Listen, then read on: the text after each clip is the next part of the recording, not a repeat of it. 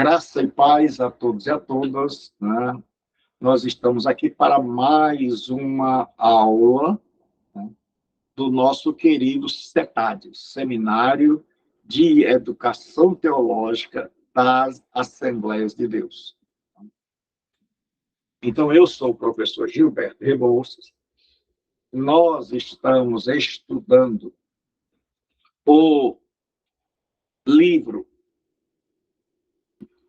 os livros poéticos, e hoje, a parte do irmão Jailson, e hoje nós estaremos dando início, né, ao livro dos Salmos, talvez o coração da Bíblia. E nós vamos, hoje, ler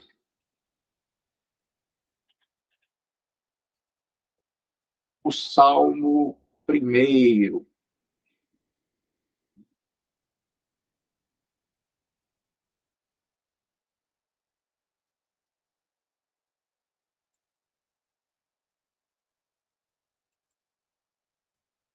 Nós vamos ler o Salmo primeiro,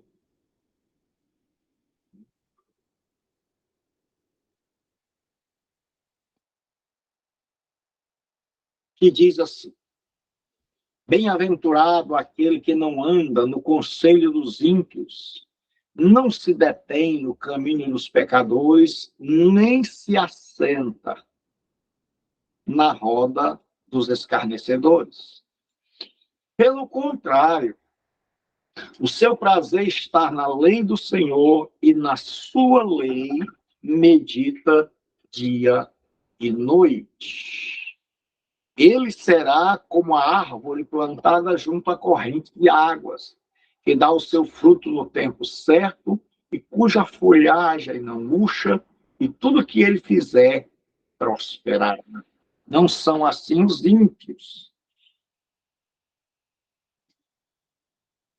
Eles são como a palha que o vento dispersa.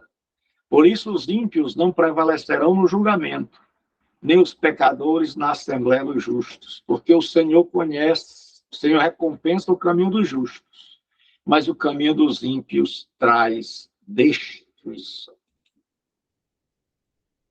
Então, hoje, nós vamos começar o nosso estudo, tá, de... Senhor a todos. Partiu, meu irmão Vicente. Do livro dos Salmos. Então, vamos aqui para o nosso livro dos Salmos.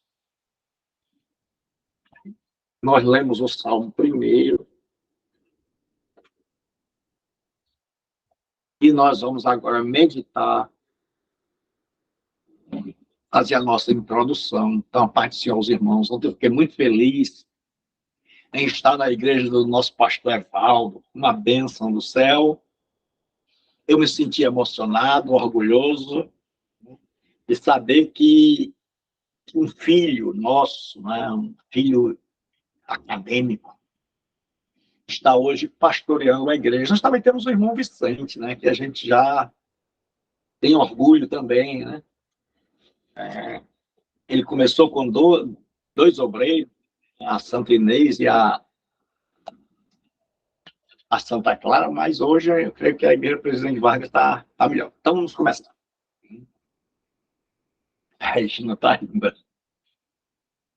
Então, quando a gente vai falar do livro de Salmos, os Salmos têm uma peculiaridade. É que o livro de Salmos, se você lê os livros históricos, Deus fala ao homem, nos livros proféticos, Deus fala ao homem, e nos Salmos é o homem que fala a Deus. O Salmo é um livro diferente, porque o Salmo é o homem falando acerca de Deus, por inspiração do Espírito Santo. Então você vai ver Davi dizendo: o Senhor é meu pastor. E aí ele diz: e nada me faltará. Aí ele diz o que ele crê nesse Deus Todo-Poderoso. Então, nós já vimos, hoje a nossa introdução será um pouco apressada, porque nós já vimos isso em Introdução ao Antigo Testamento. Então, nós já faremos apenas uma revisão. O livro de Salmos, ele possui vários autores. Pessoal, me diga uma coisa, o som está chegando bom aí? Sim, pastor. Sim, pastor. Para mim está chegando excelente. Obrigado. Então, vamos fazer um acordo. Eu vou falando aqui, quando vocês tiverem dúvidas, vocês podem perguntar à vontade. Então, nós temos o livro de Salmos, propriamente dito. Salmos vem da palavra grega psalmos, né? E da palavra hebraica mismor, né? E quer dizer louvores. O livro de Salmos é como se fosse para a Assembleia de Deus a harpa cristã, para a Igreja Batista o cantor cristão. Então, era uma espécie de inário, né? Um inário para o povo de Deus, e tinha louvor para todo tipo de ocasião. Então, nós temos vários autores. Desses autores, nós vamos ver Moisés, ele escreve um salmo, o Salmo 90, então o livro dos Salmos começou a ser escrito bem cedo, né? E esse salmo ficou guardado, e quando se foi juntar os salmos, né? Então, esse salmo de Moisés, Davi, ele é o maior autor dos salmos. Ele escreveu cerca de 73 salmos. Salomão também. Salomão, ele escreve 2 salmos. Então, nós vemos aí que o livro de Salmos, né, ele provavelmente foi juntado, colecionado, organizado na época da monarquia e até no cativeiro babilônico foi editado. Nós temos aí 12 salmos de Asaf,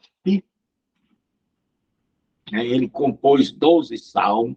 Os filhos de Coré, esses todos eram levitas, eles comporam 10 salmos. Aí nós temos aqueles que comporam apenas um, com Emã e Etã. Aí, quando foram traduzir a Bíblia para a língua grega, que a Septuaginta, ou a versão dos 70, lá eles colocaram mais nome de pessoas que teriam escrito outros livros, como, por exemplo, Ezequias teria escrito 15, que são dos Salmos 120 ao Salmo 134. Jeremias teria escrito o Salmo 137. Nós vamos ver o importante na hora de interpretar. Ageu e Zacarias escreveram os Salmos 146 e 147, e Esdras, o maior salmo, um acróstico, né? O Salmo de número 119. Alguns salmos são chamados de salmos órfãos, porque não se conseguiu descobrir quem são os seus autores. Esdras tem sido reconhecido tradicionalmente como compilador dos salmos, aquela pessoa que organizou e deixou os salmos do jeito que nós temos hoje. Os títulos. O livro de Salmos quer dizer Sefer Terrilim. Terrilar quer dizer louvar.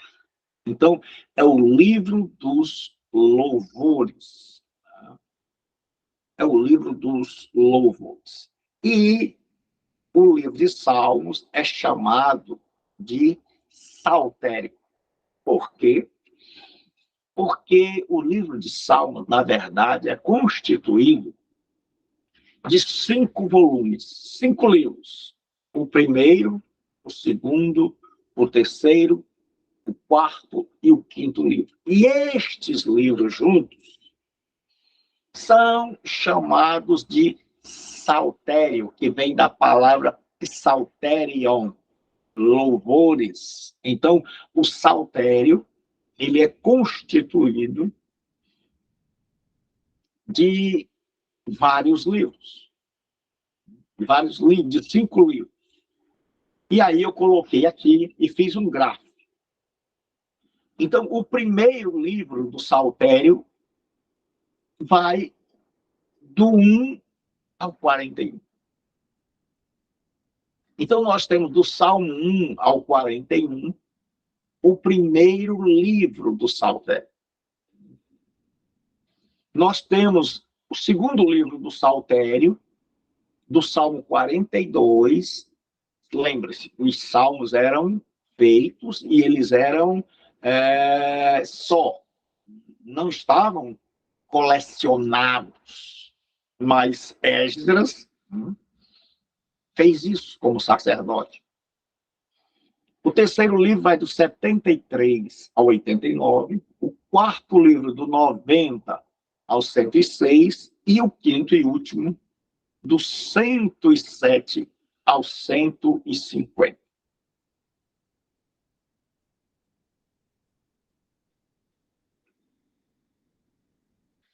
Aí aqui nós colocamos, são 7 os títulos dados principalmente para sugerir como eram usados. Então, esse título os judeus colocavam para mostrar ao povo como cada salmo deveria ser usado. Então, geralmente, o salmo tem assim, Mizmor le David, ou seja, Salmo de Davi. Mizmor, 57 vezes, quer dizer canção acompanhada de instrumento de cordas. Então, quando se tinha lá no cabeçalho, em cima do salmo, Mizmor, as pessoas já sabiam que era uma canção acompanhada de instrumento de cordas.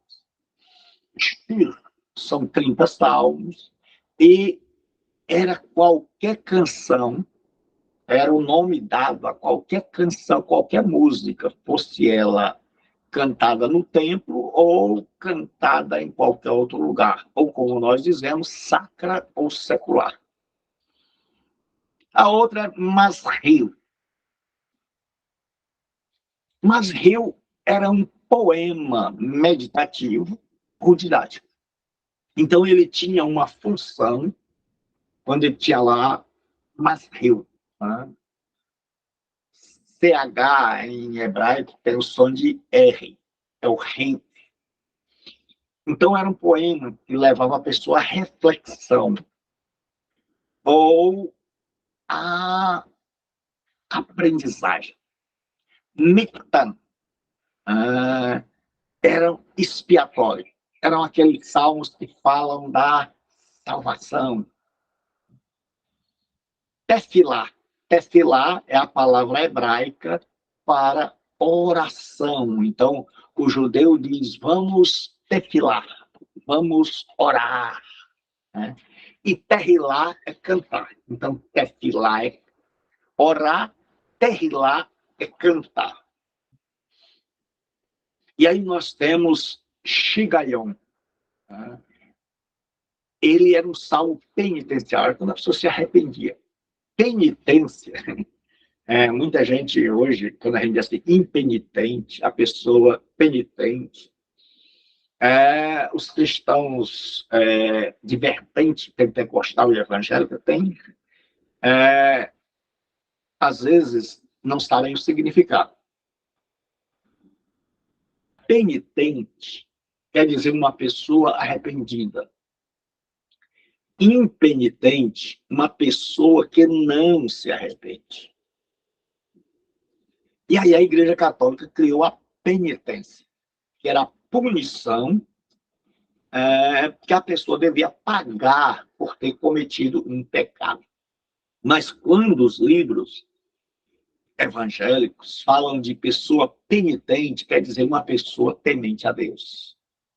Quando a gente fala de penitente significa alguém que nunca se arrependeu. Então, um salmo penitencial é um salmo onde a pessoa se arrepende, como o Salmo 51, onde Davi chega e diz: contra ti somente pequei. Então, existem outras funções dos títulos da legenda. E aí nós temos aqui títulos dando instrução musical, como ao mestre do canto.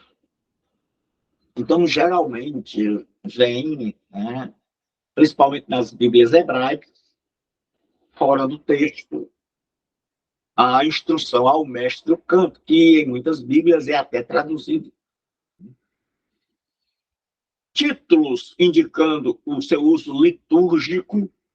Litúrgico vem de liturgia, liturgueia, que é a adoração, que é o culto. Então tem assim, Cântico para o dia de sábado, são 92. Títulos dando a autoria, todos menos os 50. Títulos descrevendo o cenário original, ou seja, são os salmos que são mais fáceis da gente interpretar. Por quê? Porque eles nos dão o cenário onde o autor do salmo estava, qual era a sua situação, em que lugar do Antigo Testamento nós vamos encontrar a situação, o momento histórico em que esse salmo foi composto. E aí agora nós vamos dizer qual é o cenário histórico. Né? Pastor Então, Gilberto, opa, diga, Vicente. eu vejo que aparece sempre nos Salmos uma palavra, eu não sei se a expressão é cela ou é selar. O que é aquilo? Vamos já chegar lá, certo? Tá ok. O cenário histórico, certo? Então, como nós já vimos, Moisés foi o autor de um. Então, aproximadamente 1430, isso para teólogo ortodoxo. E, como eu já falei, os salmos tiveram grande efervescência, grande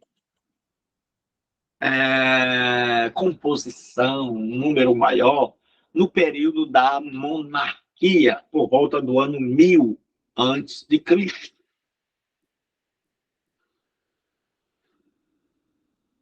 O cenário religioso, a religião é a essência dos salmos.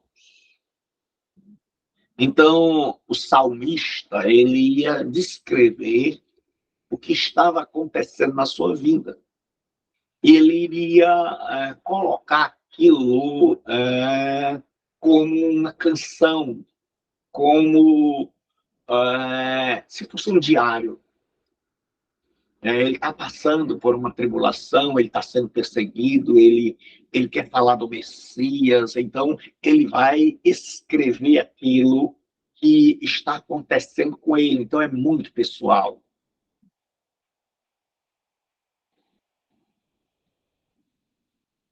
O cenário nacional, religião, política, operações militares estavam grandemente entrelaçadas em Israel, então são coisas que a gente não separa. Por exemplo, a política, tanto interna como externa, dependia muito da religião, da aprovação ou reprovação divina feita através dos seus servos. As operações militares também, lembremos lá no caso de Jeosafá e Acabe, que precisavam do aval de Deus para ir à guerra. Então, naqueles salmos, nós vamos ver os salmos famosos, salmos imprecatórios, que eram os salmos utilizados para, digamos assim, desejarem a derrota do ímpio. Então, as características dos salmos. Eles eram poemas líricos. O que é poema lírico? É um poema cantado. Então, ele é musical, ele foi feito para ser uma música alegre ou triste. Ele é subjetivo ou pessoal, ou seja, ele é de dentro da pessoa, ele sai do coração do homem. É a expressão do homem. Ele vai escrever aquilo que está angustiando a sua alma, como o Salmo 73, onde o Asaf, ele diz: os meus pés quase que escorregaram. Faltou pouco para que eu caísse. Aí ele vai falar da prosperidade dos ímpios. Então é algo que incomoda, é algo que alegra, é gratidão, é pessoal. É por isso que os salmos falam tanto aos nossos corações. Eles vão enfatizar as emoções.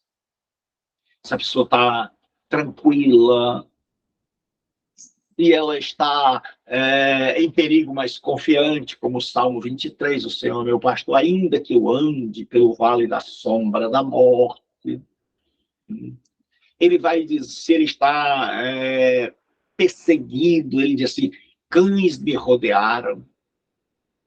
Se ele vai dormir e ele, como rei, pode ser traído, pode ser morto, assassinado enquanto dorme. Então ele dizia, em paz eu me deito e durmo. E aí ele diz ao Senhor que o Senhor é sua rocha, sua proteção.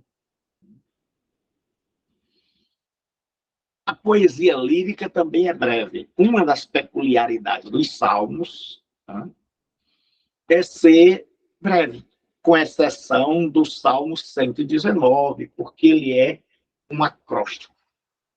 Aí nós vamos estudar o paralelismo hebraico. Isso nós já vimos. Né? Nós já vimos que o paralelismo hebraico é assim. Ele tem uma linha em cima, uma linha embaixo, então ele não usa a rima. Ele usa o paralelismo. O paralelismo sinonímico,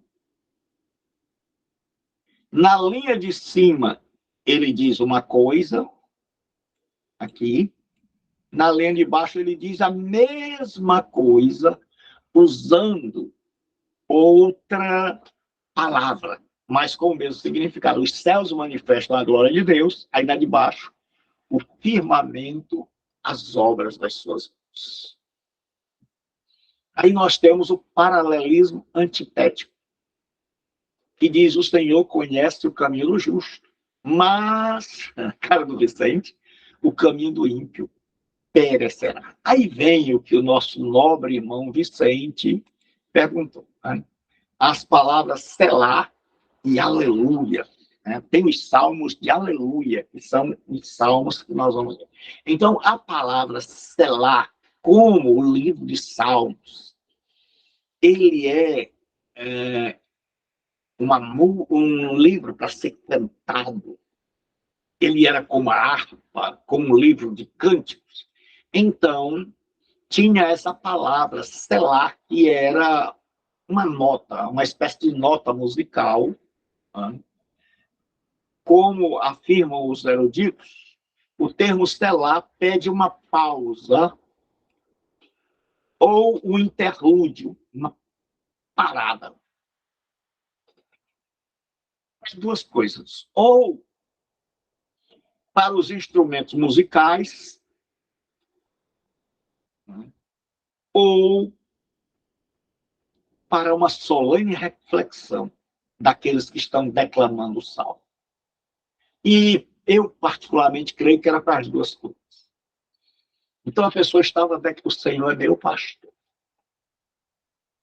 E nada me faltará. Adonai Eloi Loessar. E aí o instrumento continuava tocando, tinha lá na música a palavra selar. E aí as pessoas sabiam que tinham que parar para meditar.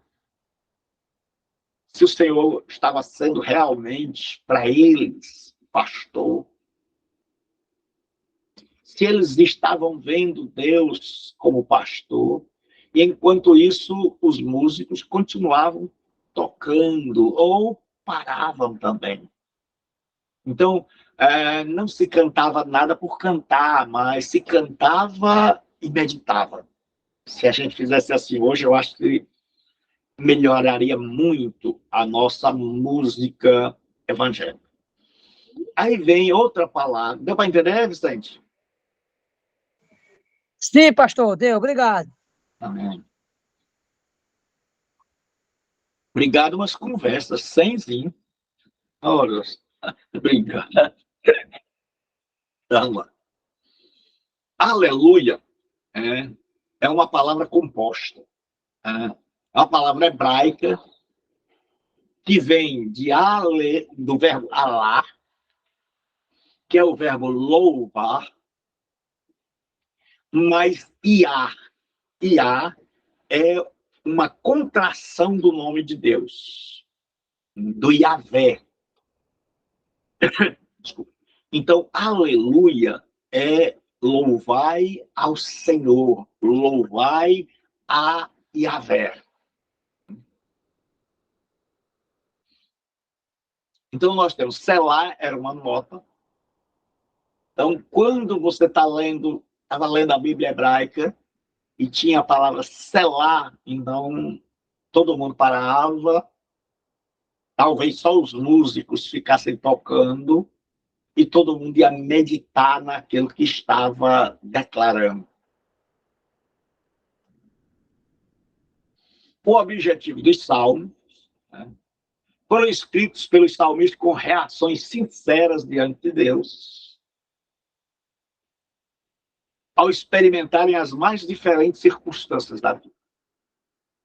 Então, nos salmos, nós vemos que a vida tem momentos maravilhosos, tem momentos onde Davi está sendo caçado, feito um cão, onde o filho dele está morto por Joabe. Então, são circunstâncias diferentes. Então, você vai ver o mesmo Davi em momentos de louvor, de confiança em Deus, em momentos de arrependimento. Eram veículos de expressão do povo de Deus através de toda uma gama de experiências. Então, esse povo colocava suas vísceras, seu coração, suas entranhas, para falar da sua fé nesse Deus, serviam para expressar os anseios de Israel pela vinda do Messias, os chamados salmos messiânicos, que nós vamos já ver, e eram o inário de Israel. Então, durante as festividades religiosas, os salmos eram cantados. Aí agora nós vamos ver os tipos de salmos. Por quê? Porque eu vou organizar a nossa matéria pelos salmos. Certo? Nós vamos organizar pelos salmos. Então, nós temos os salmos messiânicos, são aqueles salmos onde tanto judeus quanto cristãos acreditavam que são salmos que falavam da vinda do Messias, né? Seja ele como rei, como sacerdote, como profeta. Então, aqui nós temos como homem, como Deus, como ser eterno, como filho de Deus, o caráter do Messias, a obra do Messias. Então, nós temos os salmos aqui. São os salmos messiânicos. Segundo aqui que nós vamos ver são os salmos de aleluia, né? Que é do Hallel, louvar. Hallel, eu disse Hallel, eu troquei as bolas. Hallel é louvar, Iá é a forma abreviada de Senhor. Então, nós vamos ter salmos que começam com a palavra aleluia. Nós temos salmos que terminam, e nós temos salmos que começam e terminam com os salmos de 146 ao salmo 150, que são salmos que vão começar e terminar com essa palavra.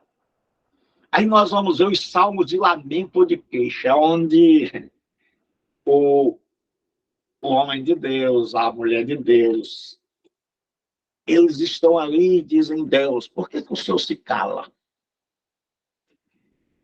Por que o Senhor fica parado? Por que eu não vejo o Senhor agir?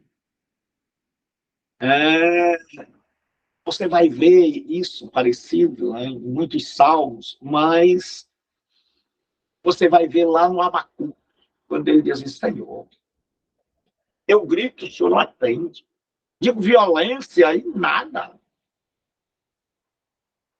Ele diz: por isso a lei se afrouxa e o ímpio acaba com o justo. Então, aquilo ali é uma queixa. Né? Quando você chega diante de Deus e esparrama, e derrama o coração, e abre a alma.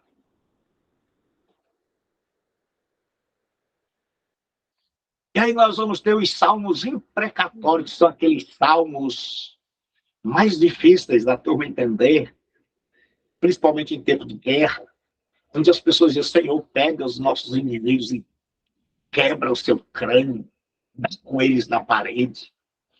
Oh, meu Deus, eu pulo a muralha, eu atravesso o inimigo.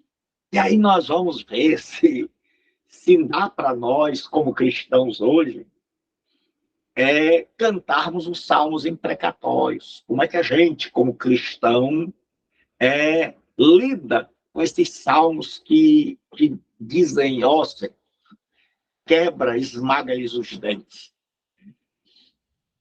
Então, nós vamos ver os também chamados Salmo de Romagem, ou Cântico dos Degraus.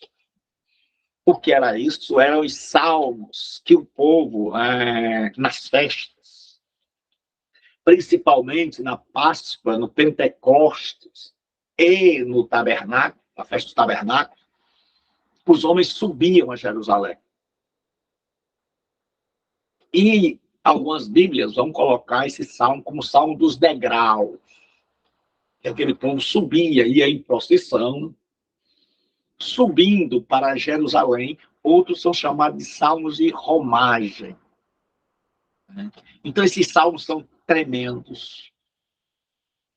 Nós vamos ver esses salmos, como eles são, assim, maravilhosos.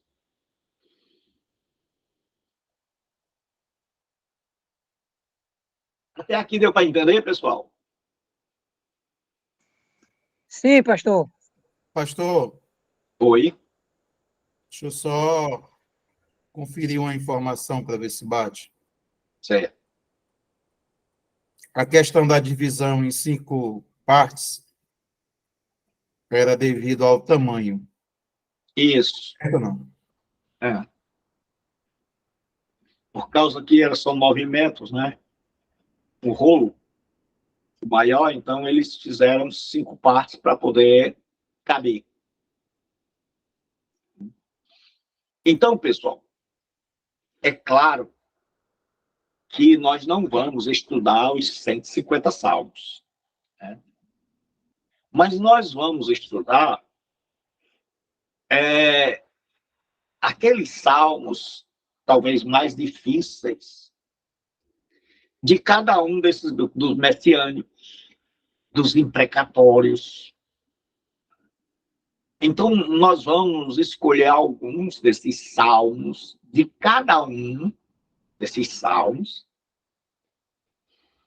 Salmos de aleluia, nós vamos escolher alguns salmos messiânicos, principalmente vai ser a nossa ênfase. Salmos imprecatórios, salmos de penitenciais, onde a pessoa está arrependida, como é o caso do Salmo de Davi, o 51, o 32. Então, deu para entender, pessoal? Certo, pastor. Sim, pastor. Certo?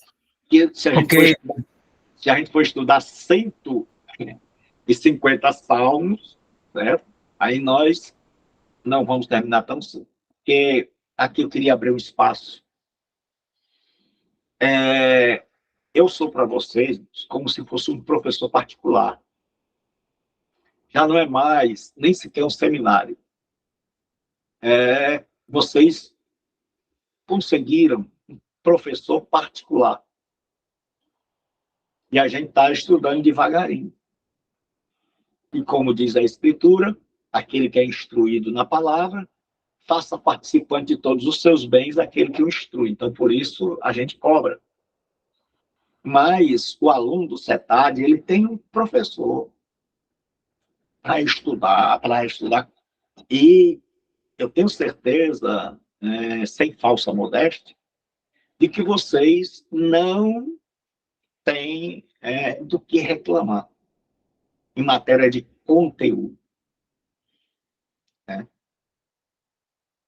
Então, vamos lá, vamos para agora a meditação dos salmos. Certo? Então, nós vamos ver.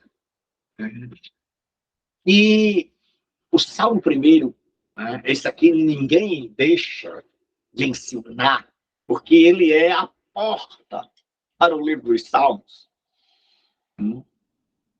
Ele nos diz assim: bem-aventurado, achrei,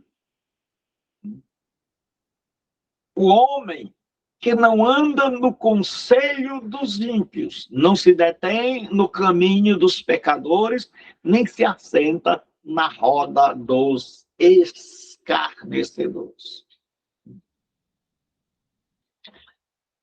No livro de Salmos, como nós vamos ver, a humanidade está dividida em dois grupos. O justo, que é aquele que teme a Deus, e o ímpio, aquele que não o teme. O livro de Salmos está dividido em quantos grupos? A humanidade? Dois grupos, pastor. Dois. Justo. Dois grupos. Quanto mais rápido você responder, melhor. Então só vai ter assim, o ímpio e o justo. Não vai ter aquela história quase crente. Não. Ou é temente a Deus, ou é ímpio. Ou é justo, ou é ímpio. Não tem neutralidade. Então ele vai começar dizendo, bem-aventurado o homem. O homem aqui é um ser genérico. O homem, a mulher, o rapaz, a moça, o ser humano.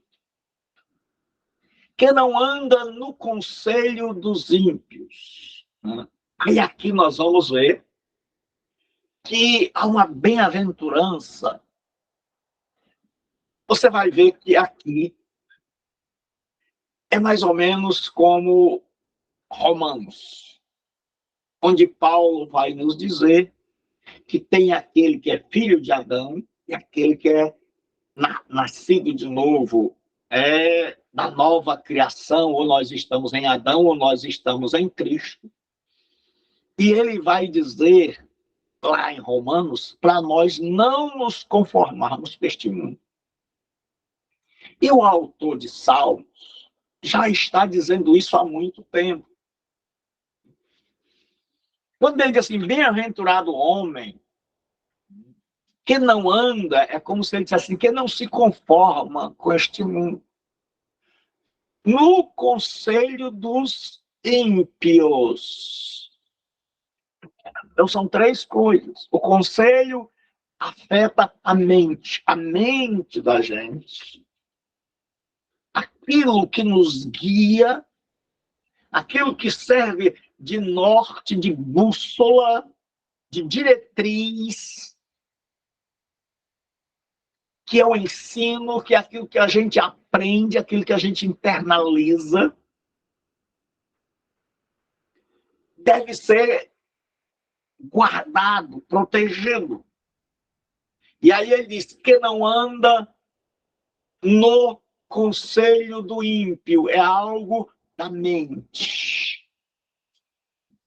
Não se detém no caminho dos pecadores. A coisa vai piorando. não se detém no caminho dos pecadores. Agora é ação. Passa do pensamento para a ação. Então, ele não segue o modus vivendi, ou seja, o modo de vida do mundo. Ele também não age como eles. E o pior de tudo, nem se assenta na roda dos escarnecedores.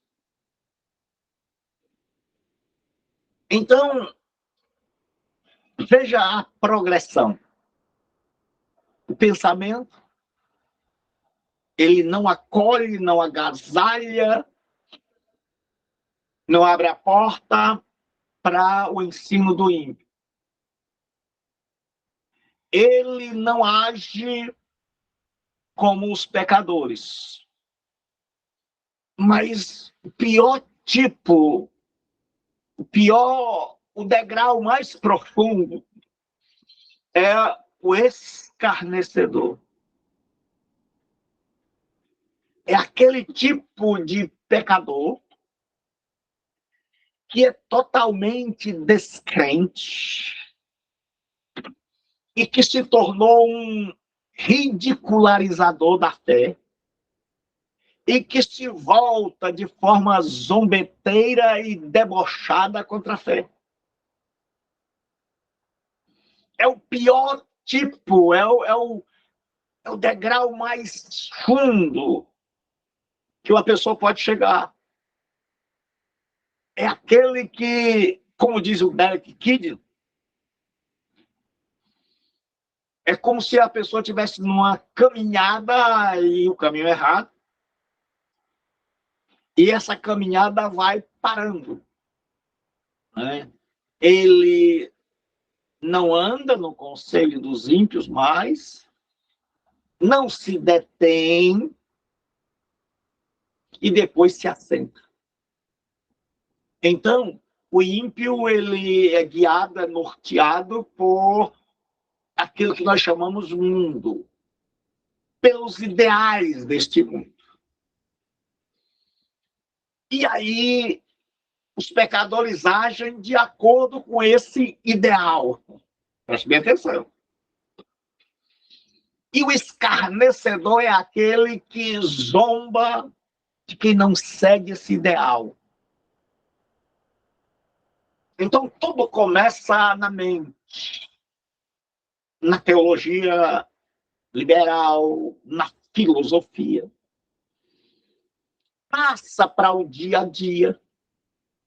E aí, quando você age diferente destas pessoas, eles desdenham, eles zombam. Né? Tanto que hoje, se a gente falar contra o homossexualismo, contra LGBTQIA+, o mundo cai, o mundo desaba.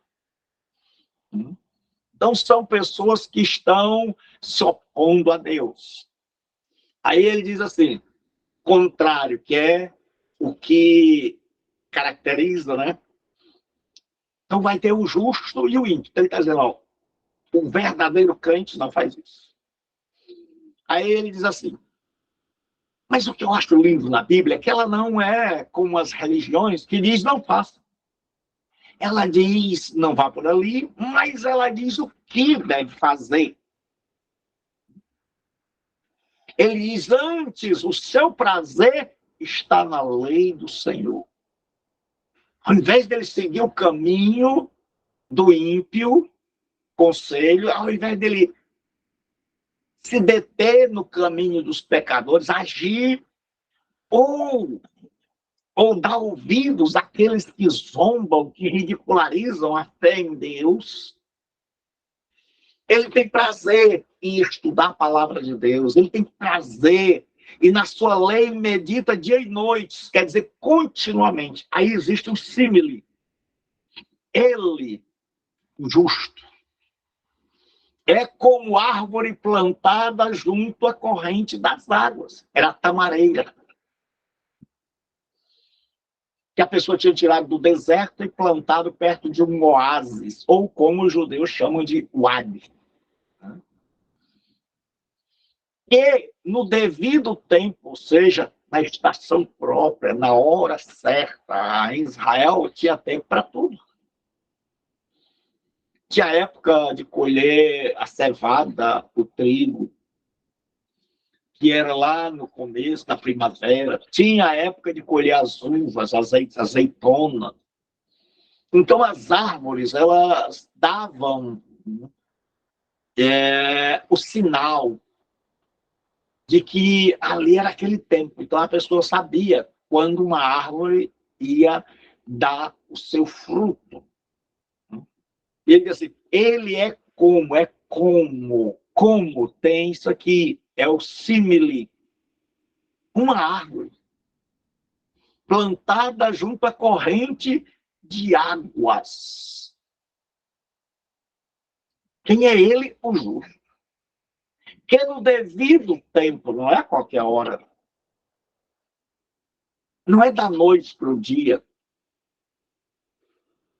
dá o seu fruto, e cuja folhagem não murcha. Ou seja, é sempre viçosa. Viçosa quer dizer que tem viço, que tem vida. Aí diz assim, e tudo quanto ele faz, prosperará. Isso aqui não significa que tudo que a pessoa faz, ela não vai ter dificuldade ou que ela vai ficar rica. Prosperidade aqui tem esse sentido. Deixa eu ver aqui. A frase, no devido tempo, dá o seu fruto, ressalta o aspecto distintivo e o crescimento silencioso do produto. Ou seja, aquilo vai crescendo devagar e se a pessoa não estiver olhando, apodrece. Ou vem outro e come. Isto porque a árvore não é um mero canal. Isto porque a árvore não é um mero canal, levando água de um lugar para outro, sem alterá-la. Pelo contrário, é um organismo vivo que absorve para produzir no devido tempo algo que é novo e agradável, próprio do seu tipo e estação. Ele está dizendo, a água não passa como por um canal, mas ela passa pela árvore, ela é transformada e, no devido tempo, na estação própria, ela vai se manifestar em forma de fruto. Aí vem aqui, ó. O que significa prosperar? Prosperará não é garantia de um futuro de riqueza material para o justo. É que muita gente interpreta assim. Significa, isso sim, que o justo sempre será útil, assim como aquela árvore, e aproveitável para o Senhor. Então, assim como aquela árvore, uma árvore sem fruto é uma árvore inútil. Jesus disse, corta e joga no fogo. Mas uma árvore que dava fruto é uma árvore útil. Então, significa que o justo sempre será útil e proveitoso para o Senhor. Aí nós temos alguma pergunta? Então vamos em frente. O ímpio não tem substância. Pastor, o que é isso?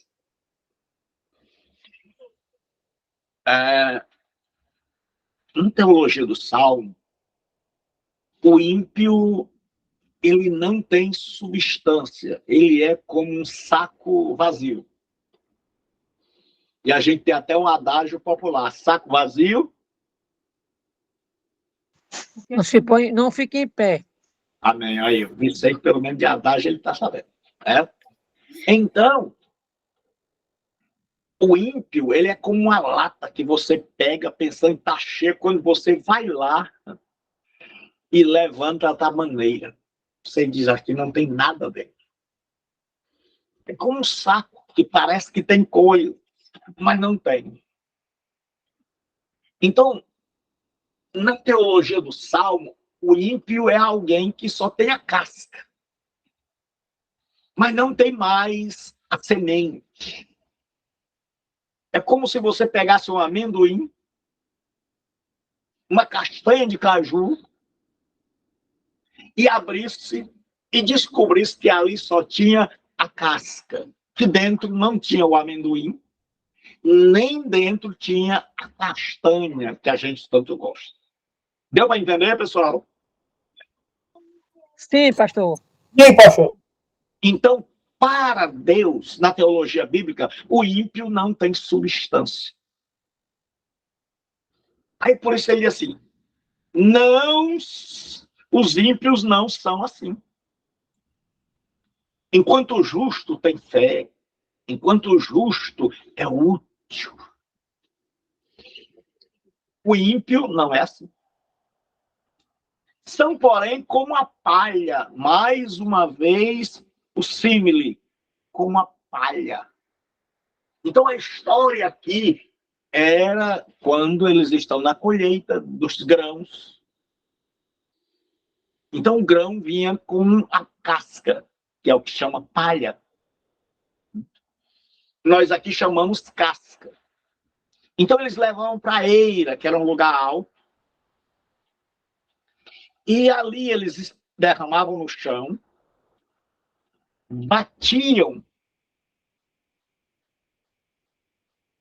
naquela semente com casca até quebrar. E aí eles vinham com uma espécie de peneira grande. E no alto, no vento, eles lançavam aquelas sementes quebradas ao ar. E aí havia uma separação. A semente, como não tinha substância, não tinha peso, não tinha conteúdo, era leve, ela era carregada pelo vento. E o grão de cevada, o grão de trigo, como tinha substância, como tinha peso, caía dentro da peneira. Então havia uma separação. A palha era levada pelo vento. O grão caía na peneira. Era útil. A palha depois, ela era juntada. É como a gente diz aqui, varria-se, juntava e aquela palha era queimada. Ela era ótima. Ela tinha uma função maravilhosa. Quem adivinha aí qual era a função maravilhosa da palha? Tocar fogo, pastor. Isso. Era para acender o fogo. Né? Então, a palha, ele vai dizer que a palha, né? Todas as pessoas sabiam, mas olha, a única função da palha é pegar fogo. A única função, a única coisa que a palha faz, a gente ajunta a palha para quando vai acender o fogo, ela ser o nosso fósforo. Ela só serve para queimar. Então, quando o salmista está dizendo isso, todo mundo está entendendo claramente. Aí ele diz assim, que o vento dispersa, que o vento leva. Então, depois as pessoas varriam para poder levar para casa para acender os fornos. Ele diz, por isso os perversos, os ímpios, não prevalecerão no juízo, nem os pecadores na congregação dos justos. Aí nós temos aqui um paralelismo. Ele diz, por isso o quê? Porque o ímpio, ele é como uma palha, ele não tem substância. Ele não é útil. A única serventia é para queimar. É fácil, de fácil queima, de fácil combustão. E aí ele diz assim, eles não resistem a um juízo. Seja um juízo imediato, seja um juízo para saber se essa pessoa pode, porque, como nós vimos, tem dois tipos de gente que vai entrar na congregação do Senhor, que quer entrar, que são candidatos. O ímpio e o justo. Mas o único que pode entrar na congregação é o justo. Porque ele é útil.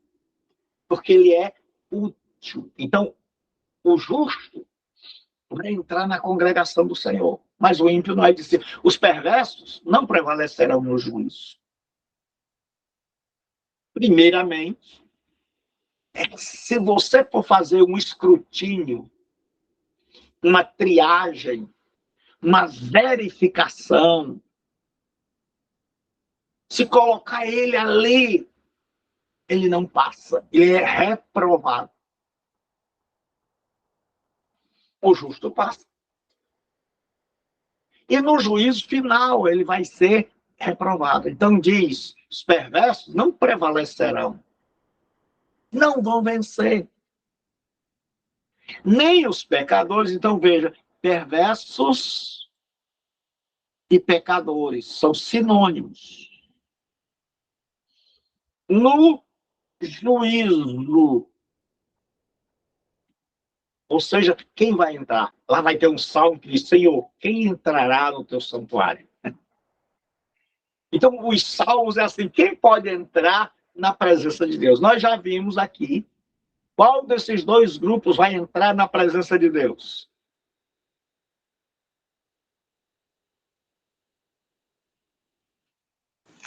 O justo. Graças a Deus. É o fim do mundo. O pastor Vicente respondendo. E a Regina aí também, coitadinha. Está evoluindo, pastor. Ele está evoluindo. Então, eu evoluí desde que eu comecei a estudar o CETAD, meu irmão. Graças a Deus.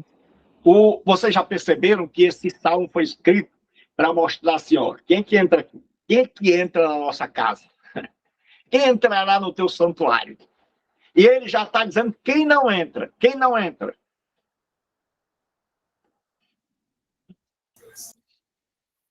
Bora, pessoal. O ímpio, os pecadores. O ímpio. Né? E quem entra? Quem entra? O justo. O justo.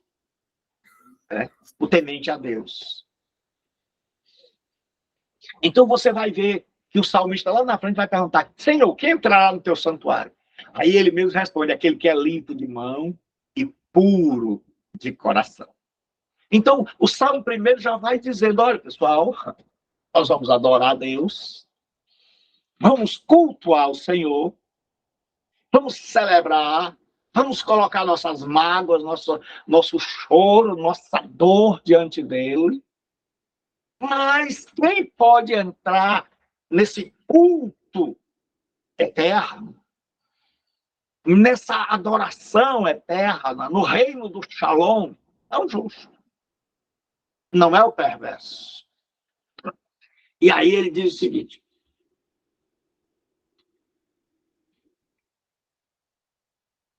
o texto que ele usa é esse aqui, ó.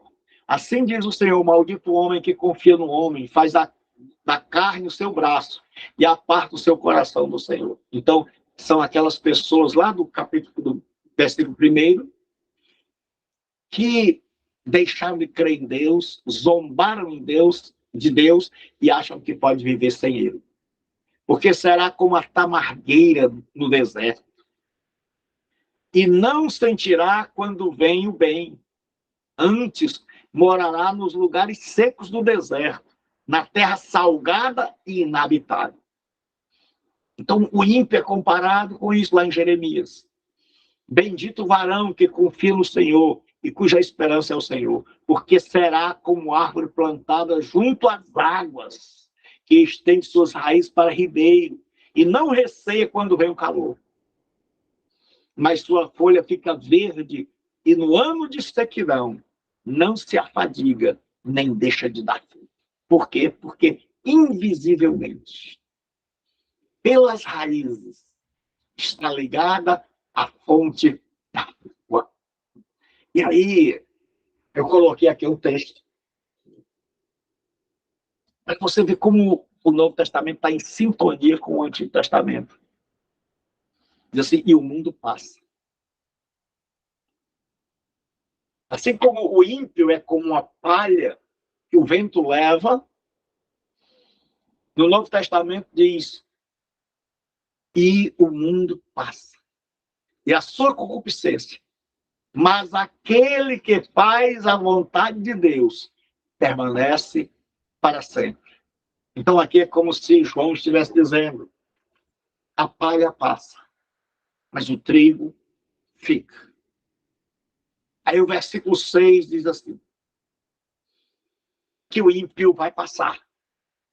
Como ele não tem substância, como ele é casca, como ele não resiste aos vendavais da vida, nem do escrutínio de Deus. Para quem não sabe o que é escrutínio, é você investigar com profundidade. Ele diz, pois o Senhor conhece, e o verbo conhecer aqui é aquele verbo para ter relações sexuais também. É um verbo que revela profunda intimidade. Não é um verbo apenas como nós entendemos. É acadêmico, mental. Não é algo apenas cognitivo, né? Como a gente chama uma pessoa erudita, intelectual. Então, não é um conhecimento intelectual, é um conhecimento de sentir, de estar perto, de tocar. Ele assim, pois, aqui é a conclusão. Pois o Senhor conhece o caminho dos justos. Ou seja, ele conhece de estar ali, convivendo, de tocar, de saber a dor daquela pessoa, de saber da fé dela, de saber da comunhão dela, de saber da sinceridade do seu coração. Aí ele diz, mas o caminho dos ímpios perecerá. Então esse é um salmo tremendo. E aí eu vou continuar um pouco no Salmo 2, para a gente ganhar bastante tempo, porque da próxima aula em diante nós já vamos ver bastante salmos.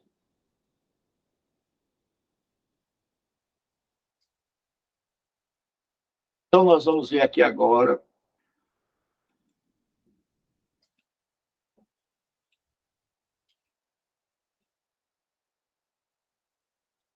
Alguma pergunta, pessoal? Não, pastor. Deu para entender tudo? No Salmo de número 2, ele diz assim, por que se enfurecem os gentios? E os povos imaginam coisas vãs? É uma pergunta. Os reis da terra se levantam, e os príncipes conspiram contra o Senhor e contra o seu ungido, dizendo, rompamos os seus laços e sacudamos de nós as suas algemas. Então, olha o que ele diz. O salmista agora, esse nós vamos começar agora uma série de salmos messiânicos. São os salmos que falam de Jesus Cristo. Né? São os salmos que falam do Mashiach, do Messias, do ungido, do filho do azeite. Então, nós já vimos que no Antigo Testamento só o rei, primeiro o sacerdote, depois o rei, só estes recebiam a unção com aquele óleo especial composto única e exclusivamente para isso. E que ele se cumpre em Jesus, o Rei Messias. Então, o ungido do Senhor é Jesus Cristo, o filho do azeite. Então, o salmista agora fica perplexo. E, como o salmo é profecia, ele vai agora fazer uma pergunta, porque ele sabe o que vai acontecer. Aí, assim, por que se enfurecem os gentios e os povos imaginam coisas vãs? Ele diz por quê? Ele está indo no templo e vendo lá o Império Romano, os gregos, ele está vendo todos aqueles que são inimigos do povo de Deus, e principalmente os dos últimos dias. E aí ele diz assim, olha, esse povo se enfurece. Esse povo se levanta contra Deus e contra o seu filho. Então, são inimigos de Deus e do seu filho. É por isso que Pedro aplica esse texto a Israel. Então, quando Pedro aplica esse salmo a Israel, Pedro está dizendo: vocês são inimigos de Deus, vocês se levantaram contra Deus e contra o seu filho.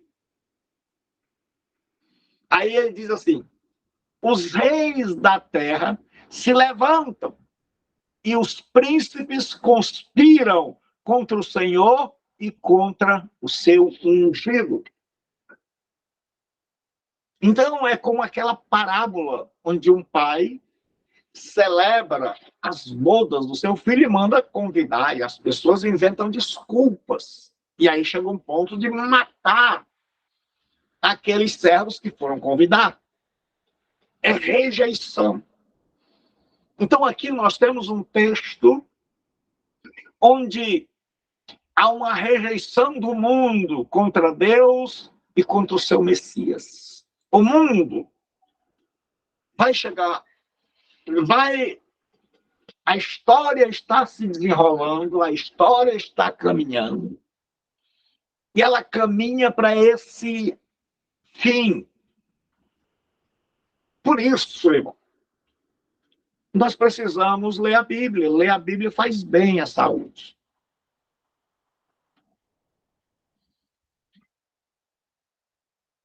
Ele diz: os reis da terra se levantam e os príncipes conspiram contra o Senhor e contra o seu ungido.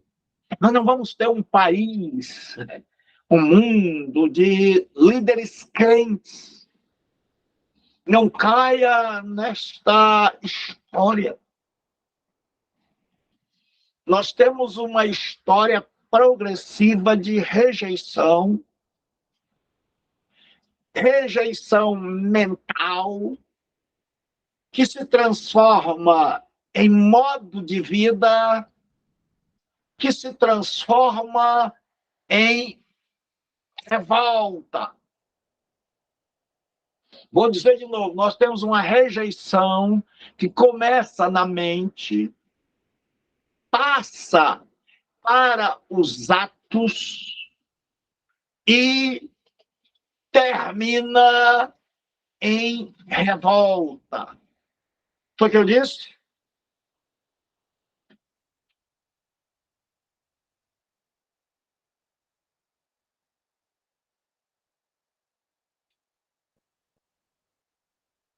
Ninguém vai dizer. A rejeição, ela começa na mente. Depois, ela se torna atos, modo de vida. E, por fim, em revolta. Foi o que eu disse? Rejeição começa na mente, depois termina em revolta. Não, passa por atos, depois termina em revolta. Isso, Vicente ajudou, né? Mas ele fez só as duas bandas do pão, esqueceu o recheio do sanduíche. Então, o que que acontece? Você vai ver isso. Só que hoje, as mentes pensantes que estão nas universidades, que estão filosofando, elas começam a pensar. E aí Paulo diz, dizendo-se sábios, tornaram-se loucos. É o que está acontecendo aqui. O ser humano, principalmente a liderança, se volta contra o Senhor e contra o seu Jesus. Isso começa na mente. Aí da mente vai para a escola, vai para as mídias. E aí isso se torna prática, conduta, norma de conduta. E chega um momento, quando eu e você confrontamos essa conduta equivocada, que gera ódio. Ódio. Você vê que hoje tem gente com ódio da Bíblia, com ódio de Deus. Dizendo que se for preciso pegar em armas, pega.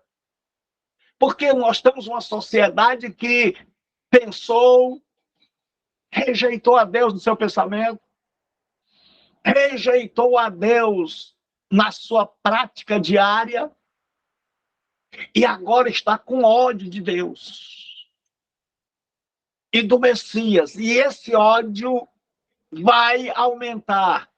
Foi o que eu disse agora no final? Esse ódio vai aumentar.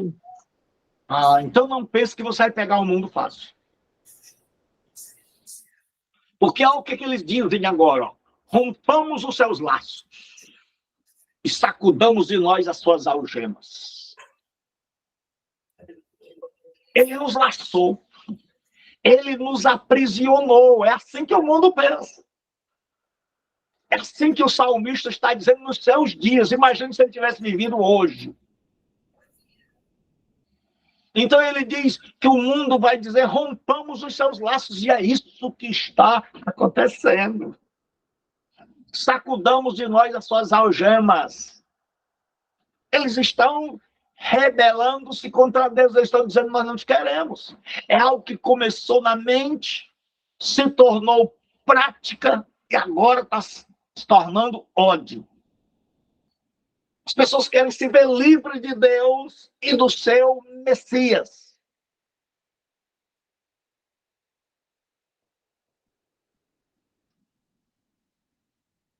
E aí, olha o que diz. Resposta divina a essa rejeição. Disse aquele que habita nos céus. Deus tem bom humor.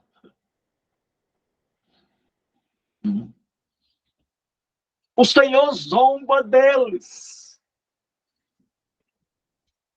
O salmista, ele está dizendo, olha, enquanto vocês maquinam, enquanto vocês odeiam a Deus, enquanto vocês acham que ele é um carcereiro, que laçou vocês, que colocou vocês numa prisão em algemas, e vocês estão planejando uma rebelião, uma revolta contra ele, é algo tão insano, como era lá na Torre de Babel. Vamos tocar o céu.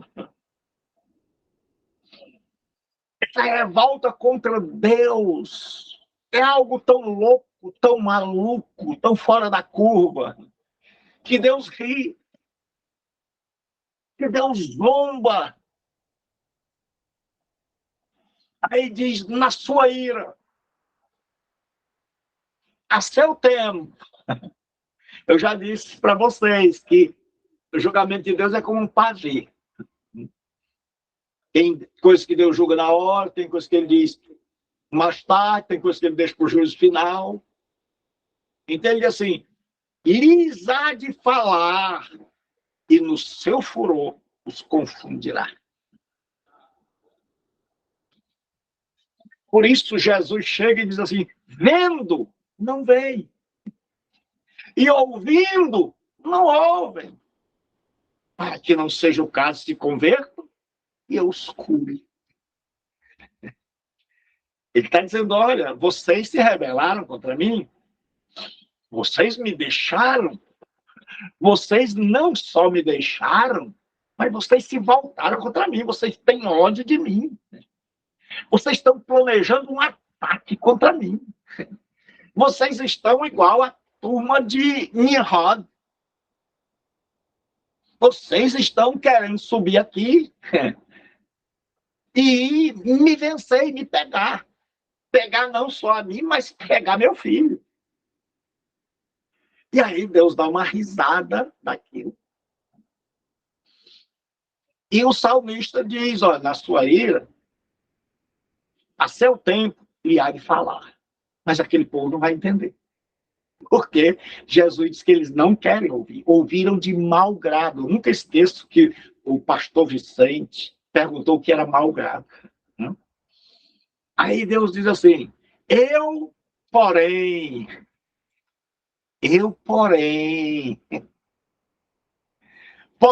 é adversativa. Deus está dizendo, olha, vocês vão ouvir, mas não vão entender.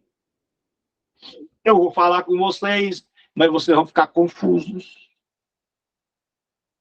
Eu, porém, constituí o meu rei. Historicamente, era Davi.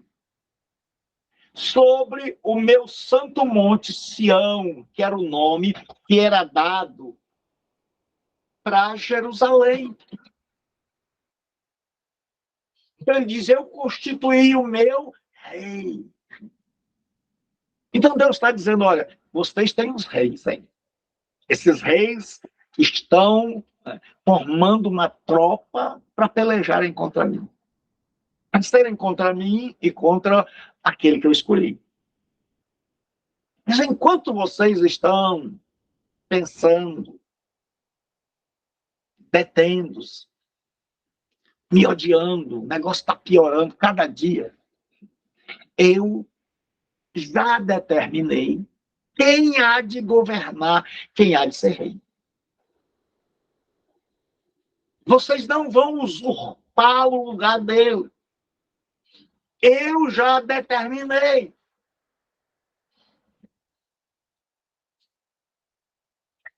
E aí diz assim, Yahvé agora faz uma proclamação. Proclamarei o decreto. Ou seja, se fosse na linguagem de hoje, né, na nossa linguagem, vai sair no diário oficial. Ele diz assim, ele me disse, tu és meu filho, hoje te gerei. Todas as vezes que uma pessoa sentava no trono, ele era o representante de Deus. E como representante de Deus, ele era adotado por Deus, ele era um filho de Deus. E aí o sacerdote vinha e pronunciava essas palavras. Ao ungí-lo, dizia, tu és meu filho, eu hoje te gerei. Aí ele diz, primeiro a Davi. Depois a gente já sabe que essa profecia, como o salmo messiânico, vai se cumprir em Cristo. Então, os judeus sabem, e os cristãos, que é uma profecia que, historicamente, fala de Davi, mas que está falando na realidade do Messias. Aí ele diz assim, Deus diz ao Messias, pede, e eu te darei as nações por herança, e as extremidades da terra por tua possessão. Mais um paralelo. Nações e terra. Dá e possuir. Aí ele diz assim, pede-me e eu te darei as nações por herança e as extremidades da terra por tua possessão. Isso vai se cumprir no reino de Davi, no reino de Salomão, onde Israel cresce de uma forma como nunca mais foi, onde Israel ocupou todas aquelas áreas ao redor, subjugou todos os inimigos, mas o cumprimento messiânico do Mashiach é quando o evangelho chega às nações. É quando Jesus é recebido pelas nações, quando ele começa a governar as vidas. Então Deus diz, me peça, e eu vou te dar as nações por herança e as extremidades da terra, ou seja, você vai ser levado, você vai ser rei de pessoas em todas as nações, em cada rincão da terra. Ele diz, mas não vai ser só isso. Ele diz, com vara de ferro as regerá e as despedaçará como um vaso de oleiro. Ele está dizendo, sabe esse povo que se levanta? Sabe esse povo que maquinou-se contra nós? Sabe esse povo aí que se juntou para lutar contra nós? Se você me pedir, eu vou te dar todas as nações por herança. Não vai ter um lugar onde você não reine, onde você não governe. E vai chegar um tempo onde você vai dominar esses que agora querem nos peitar, nos enfrentar. Você vai dirigir o mundo com mão de ferro. E você vai quebrar estas nações que se voltam como alguém que quebra um vaso de barro. Você vai ter uma vara de ferro. Olha o contraste. Com vara de ferro as regerá. Você não vai reger aquele povo, não vai guiar com mão fraca, mas com vara de ferro. E ele diz, e as despedaçará como um vaso de oleiro. Ele diz, sabe para que você vai pegar essa vara de ferro? É porque o teu poder, o teu reino, o reino messiânico, é como um ferro que esmigalha, que transforma em cacos os reinos do mundo. É como aquela pedra pequena, lá de Daniel, que caiu nos pés da imagem e destruiu a imagem e se tornou uma grande montanha.